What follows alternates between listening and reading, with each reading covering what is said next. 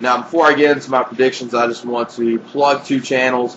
First channel I want to plug is Tap Out King 9260. Hopefully, I got the numbers right. That is anyone that will subscribe to UFC Hardcore. That's his new channel. Just throwing it out there, just in case any of you that were subscribed to his old channel don't know about his new channel. There it is. And the other channel I want to plug is probably one of the people on here that I think is probably one of the most intelligent wrestling fans, and some of you know him, but not to the level where he should be, because definitely he makes great videos all the time, and that's KcLegendary. Some of you might remember him from a long time ago where he had another account, but he's been back for a little while, so definitely check out them too. And now let me get on to my WWE Unforgiven predictions. Pay-per-view, like I said, is live this Sunday on pay-per-view. First match, I would say most likely will be the tag team title match between Cody Rhodes and Ted DiBiase Jr. versus Crime Time. And this could be a good tag team match. Like some people think, I expect Ted DiBiase Jr. and Cody Rhodes to come out as still champions some way. You know, they'll do some cheap tactic to hold on to the belts. And I think, you know, they'll build this feud up further. And then by the time possibly, you know, Survivor Series, that's when they'll have Crime Time finally get the belts. Then the next match will probably be the first scramble match of the night. I'm just doing these the way I see them. I don't know what order they're going to do on pay-per-view. The first scramble will obviously be the ECW title scramble match with defending champion Mark Henry, Chavo Guerrero, The Miz, Matt Hardy, and Finlay. And this could be a decent match. Mark Henry is the one that's going to really hurt this, and hopefully he will lose this title. And I kind of do see him losing it due to the fact, you know, the title can change as much as it can within the 20-minute time limit that they got. So that's not going to hurt him, and I think they'll have him not get pinned at all. Then Matt Hardy pins someone else for the title. Then they'll probably keep on taking each other on. Then, you know, hopefully they'll build to something good, like, you know, a Matt Hardy versus John Morrison feud, or, you know, a Matt Hardy versus Evan Bourne, something like that. Because I feel, you know, that brand, you know, especially WWE from time to time, they can do face versus face matches if they want to anyway. So hopefully Matt Hardy will win. That's what I'm hoping for. And that's what I think is going to happen. But like I said, I wouldn't be shocked if Mark Henry does retain, but hopefully Matt Hardy will win, and I do think he will win the ECW title. Then the next matchup will be probably, you know, easily the worst match of the night, the piss break of the evening, and that's the Divas title match with defending Divas champion Michelle McCool versus Maurice. And they could have put at least someone good against Michelle McCool, because Michelle McCool isn't a good worker anyway. And now they want to stick her against someone that's even less of a worker and probably 10 times worse than Michelle McCool, and that's Maurice, which is basically, you know, just one of those eye candy divas that WWE has. So I was wishing, you know, that Nay Neidhart will probably get the title, but looks like they're building up Michelle McCool for the title for a little while, unfortunately.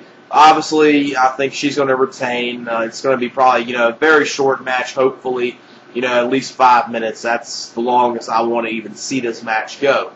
Then we have most likely what's going to be the best match of the night, and I think the match of this pay-per-view everyone is looking forward to, and that's the unsanctioned match with Chris Jericho versus Shawn Michaels. This feud has been built up very good. A lot of great promos from Chris Jericho leading into here. A lot of good stuff from Shawn Michaels. Just, you know, a great feud that's been built up very well, and from what I've heard, this feud has been built up this good due to the fact creative has had a little say in it, but it's been pretty much Chris Jericho and Shawn Michaels thinking of, and mostly all the storyline ideas from them. So that's probably the reason why it's coming off a little better. Hopefully, since WWE noticed it's coming off that good, and they'll actually have, you know, other wrestlers, you know, give more input, and I think, you know, feuds will come out better, a whole lot better than what the creative staff can think of. And this will probably be an incredible match. You know, a lot of good stuff in here. They'll probably play off the fact that Shawn Michaels' injury during this match. Jericho will go after that. You probably see, you know, a lot of good brawling, you know, a lot of good back and forth action.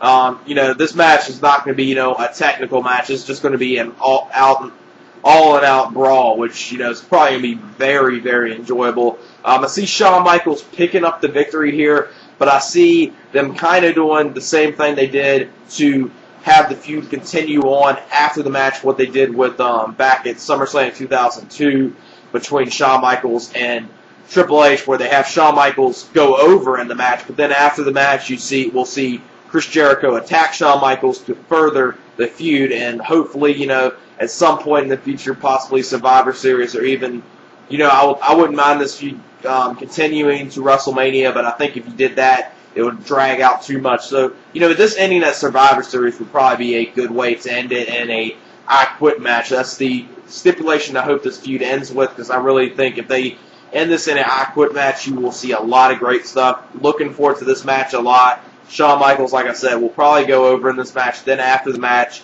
to further the feud, Chris Jericho will attack him, and you'll probably see, a couple more matches, then possibly, some type of gimmick match, possibly, what I'm hoping for, an I Quit match at the Survivor Series pay-per-view. Then the last two matches are going to be the World Championship Scramble matches. Most likely the first Scramble match, I'm saying, is going to be the Raw Scramble match, and that's defending champion CM Punk versus Batista versus JBL versus Kane versus Rey Mysterio. And I'm expecting this to be at least decent. You do got some people in here that's going to really hurt this match, like Kane and JBL. And, if Batista, if he's motivated, and he shows up for this match and actually performs to the level he could, he could do good in here. I'm really looking forward to seeing what CM Punk and Rey Mysterio do against each other. That's the one part of this match I'm really looking forward to. Hopefully they have CM Punk retain the title, but unfortunately I do not see that happening. I see at least maybe one or two titles change in these Scramble matches, and I'm not talking about, the temporary change. I'm talking about after the match you'll have a new champion. I'm hoping CM Punk retains, but I can't see it happening. I see Batista picking up the victory and him being the new world champion, the world champion of Raw. And, it's not bad. Batista is over with the crowd. I'm wanting them to continue CM Punk's title reign, but unless they do something good and have him go over very good in this match instead of making it look like he sneaks out with the title, I would pretty much rather see him lose the title, because they've been doing a very, very bad job of him as world champion, at least in my opinion. So I see Batista winning this. It's going to be interesting to see if Randy Orton plays any factor in this match.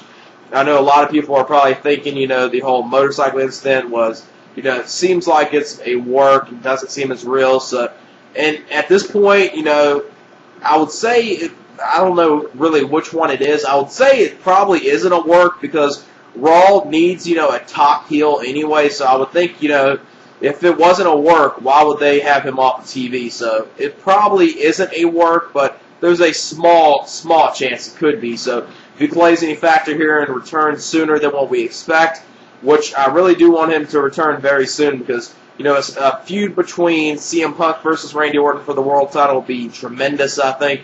Them two will, have, great, a great angle and great storylines leading into it, but I think the matches will deliver very good as well. So hopefully CM Punk retains, but I see, unfortunately, him losing the title and Batista being the new world champion.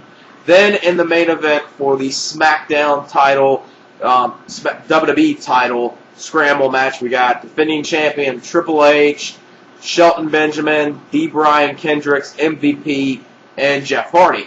And before this week, I would say MVP possibly had a chance to win this title, but due to the news that we've been hearing of MVP having some type of backstage heat on him due to WWE wanting him to wrestle more like Shelton Benjamin, which I don't understand at all, because I'm a huge Shelton Benjamin fan, but I will admit these last 2-3 months of him, especially him on SmackDown, he's been getting very, very sloppy in the ring. I don't know if that's just me, but it seems like he's been getting very sloppy in the ring. And I think MVP, he's a heel. He gets over with what he does. He's not the greatest wrestler. I'm not going to say that, but I think he gets over with what he does. Obviously, a lot of people are hoping that Jeff Hardy won this. I do not see that happening. I see Triple H retaining this title, but it's great to see the Brian Kendricks and Shelton Benjamin in the world title picture, which I don't know if that shows how weak the heavyweight division is and how many people are injured, but definitely it's good to see them in there. Obviously, them two are not going to have any chance of winning. MVP and Jeff Hardy, they have a small chance of winning, but I see Triple H retain the title. The only way he's not going to retain the title is if the whole rumor of Undertaker getting a title shot against the winner of the Scramble match later on the same evening or right after the match. Then obviously you're not going to see Triple H retain if that's the case, because if they go that route, they're not going to have Triple H and Undertaker. They're not going to give it away, them two taking on each other right after, Triple H has a Scramble match. They'll most likely have someone like MVP or the Brian Kendrick or Shelton win due to the fact of them being a heel. And